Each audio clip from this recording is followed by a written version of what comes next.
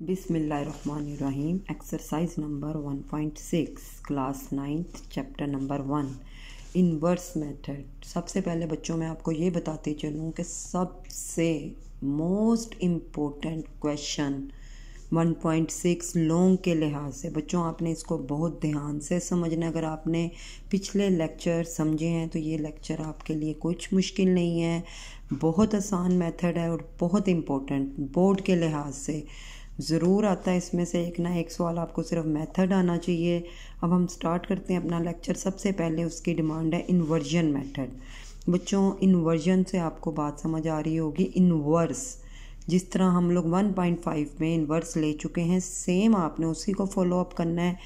सवाल आपको दे रहा है 2x minus 2y 3x plus 2y is equal to 4 is equal to 6। बच्चों आपने सिंपल पहले क्या करना है, इसको कॉलम में सिर्फ मैथ की वैल्यू, कांस्टेंट वैल्यूज़, वेरिएबल आपने अलग कर लेने हैं। आपको पहले भी बताया जा चुका है, वेरिएबल कहते हैं ABCD को, जबकि कांस्टेंट वैल्यूज़ होती हैं 1 2 3 व्हाट्सोएवर। यहाँ पर अब हमें क्या कांस्टेंट नज़र आ रहा है 2 3 2 नहीं बच्चों आपने लिखना, इसके साथ आपने साइन को फॉलो करना है -2। बच्चे क्या गलती करते हैं, साइन भूल जाते हैं। बच्चों माइनस का साइन इतना ज़रूरी है जितना आपके लिए सांस लेना। तो आपने -2 +2 प्लस आप डालें ना डालें, जिसके साथ आप लोग प्लस डालें या ना डालें वो कंसीडर प्लस होता है। x और y आपने अलग कॉलम में ले लेना है, 4 और 6 अलग में। बच्चों इस पूरे कॉलम को आपने a कंसिडर करना है, इसको x और इसको y। ax is equal to b, ax is equal to b। बच्चों x हमने एक साइड पे रखना है। a आपको पता है जब भी मैथ में इस इक्वल टू से इधर चीज़ों को छेड़ा जाए तो उसका साइन चेंज होता है, लेकिन वेरिएबल्स में हम लोग साइन चेंज किस तरीके से करते हैं, प्लस माइनस का इस्तेमाल नहीं किया जाता, बल्कि जब भी चीज़ आप इज़ इक्वल टू से इधर लाएंगे तो उसकी जगह -1 को इन्वर्स कहते हैं। x is equal to a inverse b। अब a इन्वर्स का आपको 1.5 में मैं आपको फार्मूला बता चुकी हुई हूँ। a inverse is equal to 1 divided by a determinant multiplied joint a। इससे हमें अब क्या मालूम हुआ, पहले हमने डिटर्मिनेंट लेना है। बच्चों वापस वही चीज़ें, डिटर्मिनेंट में हमने क्रॉस मल्टीप्लाई करना है, सीधी लाइंस का इस्तेमाल करना है और मिड में माइनस आना बहुत ज़रूरी है। 2 को आपने 2 से मल्टीप्लाई करना है, -2 को हमने 3 से। 2 2 ज़ार 4 माइनस प्लस 2 3 ज़ार 6। बच्चों मैं पहले भी बता चुकी हूँ, आपने कैलकुलेटर का इस्तेमाल करना है, अपने माइंड का कम इस्तेमाल करना है। जब आपको बोर्ड खुद रिलैक्सेशन दे रहा है तो आप कैलकुलेटर का इस्तेमाल करें। 6 में आप 4 प्लस करेंगे 10। अब एक डिमांड तो पूरी होगी, अगली डिमांड थी उसके एडजॉइंट। एडजॉइंट में क्या किया जाता है, इनकी जगह इनके साइन, इनको हमने जब रिप्लेस किया, ये तो सेम 2 था इसलिए 2 आ गया, लेकिन ये माइनस था, माइनस की जगह प्लस था, प्लस की जगह माइनस। अब हम अपने मेन डिमांड की तरफ जाते हैं। x is equal to a inverse b। x की जगह बच्चों हमने x की वैल्यू xy पुट करना है, is equal to a inverse के फार्मूले में वैल्यूज पुट करेंगे। 1 डिवाइडेड बाय a डिटर्मिनेंट की जगह हम वैल्यू डालेंगे 10, एडजॉइंट की जगह एडजॉइंट की वैल्यू, b की जगह b की वैल्यू। जैसे ही आपने वैल्यूज पुट की, एक्स वाई तो ऐसा आया 1/10, लेकिन यहाँ पर हम लोगों का फिर रो एंड कॉलम वाला मल्टीप्लाई स्टार्ट हो जाएगा। और जब भी मल्टीप्लाई करना है मिड में प्लस, 2 × 4 2 × 6 -3 × 4 2 × 6, मिड में आप प्लस का यूज़ करेंगे और मल्टीप्लाई का साइन आपने यूज़ नहीं करना। आपको मैं लास्ट लेक्चर में बता चुकी हूँ, आपने ब्रैकेट्स का इस्तेमाल करना है, क्योंकि मल्टीप्लाई के साइन से बहुत ज़्यादा साइन इकट्ठे हो जाते हैं जो बच्चों के लिए मुश्किल होता है। अब आप जैसे ही इनको मल्टीप्लाई करेंगे, 2 4 ज़ार 8, 12 -12 + 12 1/10 तो ऐसा आया।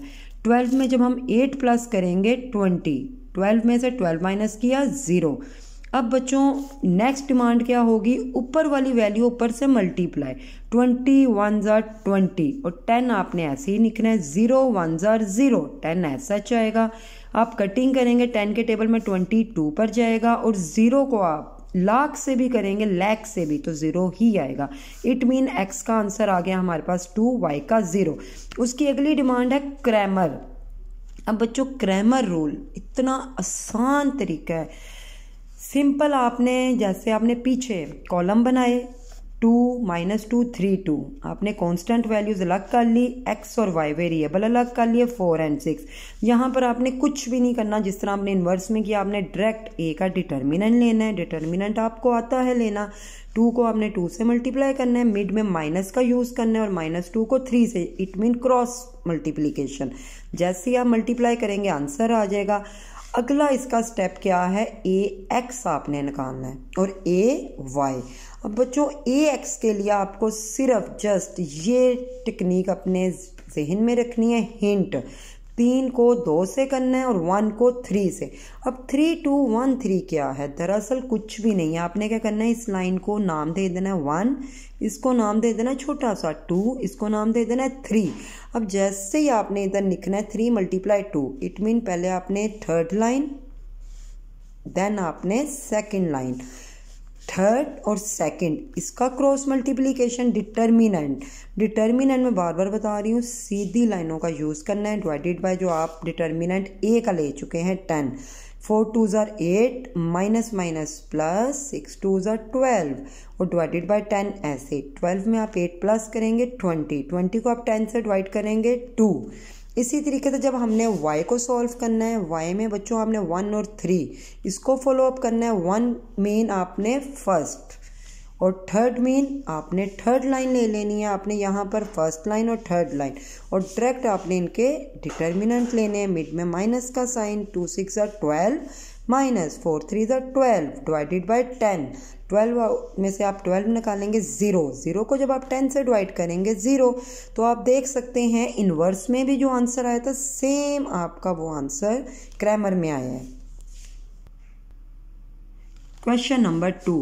बच्चों अगर तो आपने पहला लेक्चर बहुत ध्यान से देखा होगा तो मेरा नहीं ख्याल आपको इनको हल करने में कोई मसला आने वाला है। ये बहुत इजी चैप्टर है, बहुत इंपॉर्टेंट चैप्टर है। आपने सिर्फ 2 बातें याद रखनी। अगर वो इन्वर्जन मेथड मांगेगा आपने इन्वर्स को फॉलो अप करना है, अगर क्रैमर मांगेगा तो आपने 3 दफ़ा डिटर्मिनेंट लेना है। अब देखें बच्चे, आपको बार बार बता रही हूँ, साइन को फॉलो अप करना है। अगर तो माइनस है उसको ज़रूर लिखना है और अगर नहीं है, कोई भी वैल्यू नहीं है, जैसा कि यहाँ पर उसने 2xy दिया है, अब y के साथ कुछ भी नहीं है तो हमने कांस्टेंट अलग करने थे, तो हम क्या करेंगे, इस y की जगह 1 का इस्तेमाल करेंगे। 6 और 5 ऐसा आएगा। वेरिएबल्स हमने अलग कर लिए, x और y, 3 और 1 अलग। अब आपने इसको जस्ट नाम देना है। इस पूरे कॉलम को हम a कह देंगे, इसको x और इसको b। डायरेक्ट हम नीचे आएंगे, ax is equal to b। x आपने बाहर निकालना है, a जब भी उधर जाएगा a के ऊपर क्या आ जाएगा, इनवर्स। इसको कहते हैं -1 को इनवर्स। अब a इनवर्स का हमारे पास फार्मूला है 1 divided by a determinant multiply adjoint a। बच्चों यहाँ से अब हमें पता चला, पहले हमने ये 2 अपनी जो उसने हमसे मांगा है उसकी डिमांड है, इसको हमने फुलफिल करना है। पहले हम a डिटर्मिनेंट निकालेंगे, a की वैल्यू पुट करेंगे, क्रॉस मल्टीप्लाई, मिड में minus, 2 5s are 10 minus 6 1s are 6, 10 में से 6 निकाला 4। जैसे ही आपने डिटर्मिनेंट निकाला, अब हम एडजॉइंट की तरफ जाएंगे। एडजॉइंट में बच्चों इनकी जगह इनको रिप्लेस करना है। 5 ऊपर गया, 2 नीचे, और इनके साइन ये प्लस था तो माइनस हो गया, प्लस था माइनस। जैसे ही हमारी ये दोनों चीजें फुलफिल हो चुकी है, हम अपनी मेन डिमांड की तरफ जाएंगे। x is equal to a inverse b। x की जगह बच्चों आप x की वैल्यू पुट करेंगे, xy, और a इनवर्स की जगह 1 डिवाइडेड बाय इनवर्स का जो आंसर आया है 4, और एडजॉइंट का जो आंसर आया है वो आप पुट करेंगे। देन b आपके पास ऊपर सवाल में आपने यहाँ पर b की वैल्यू डाली। जैसे ही आपने वैल्यू बच्चों डाली, xy तो ऐसे ही रहा, 1/4 भी ऐसी, लेकिन आपने यहाँ पर रोज एंड कॉलम्स को मल्टीप्लाई करना है। मिड में आपने प्लस का यूज करना है, 5 को 3 से मल्टीप्लाई, प्लस -1 को 1 से मल्टीप्लाई, -6 को 3 से मल्टीप्लाई, प्लस 2 को 1 से। आपने कैलकुलेटर का यूज करना है, मैं आपको बार बार बता रही हूँ। xy जस्ट ऐसे ही उतरेगा, 1/4, 5 3s are 15 -1 -18 +2। जब आप 15 में से 1 निकालेंगे 14, 18 में से हम 2 निकालेंगे 16, लेकिन साइन हमेशा बड़ी रकम का आएगा।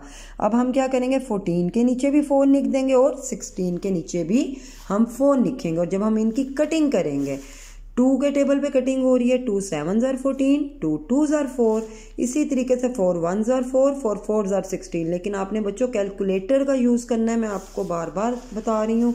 इसके बाद आप देखेंगे हमारे पास x का आंसर भी आ चुका है और y का। जैसे ही आप क्रैमर की तरफ जाएंगे, आपको ये भी बताती जाऊँ, बोर्ड में या तो वो इन्वर्स मेथड मांगते हैं या क्रैमर, दोनों कभी भी नहीं मांगता, लेकिन दोनों बहुत इजी मेथड हैं। क्रैमर में तो आपने बस 3 दफ़ा डिटर्मिनेंट लेना है। अब अगर हम लोग क्रैमर की तरफ आएँ, पहला तो स्टेप सेम वैसे ही है, ए का आपने डिटर्मिनेंट सेम वैसे ही, इनको क्रॉस मल्टीप्लाई, मिड में माइनस। बात आती है ए एक्स की तरफ, जब आपने एक्स लेना है तो बच्चों आपने सिर्फ जस्ट इस चीज़ को फॉलो करना है, 3 और 2। 3 और 2 mean third line then second line.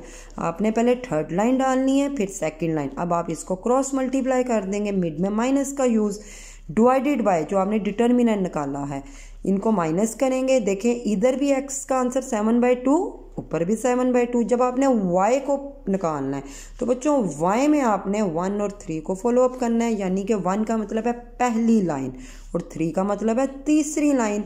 आप इधर पहली और तीसरी लाइन का इस्तेमाल करेंगे, इनको क्रॉस मल्टीप्लाई करें, मिड में माइनस। जैसे ही आप इसकी कैलकुलेशन करेंगे तो y का आंसर आ जाएगा -4।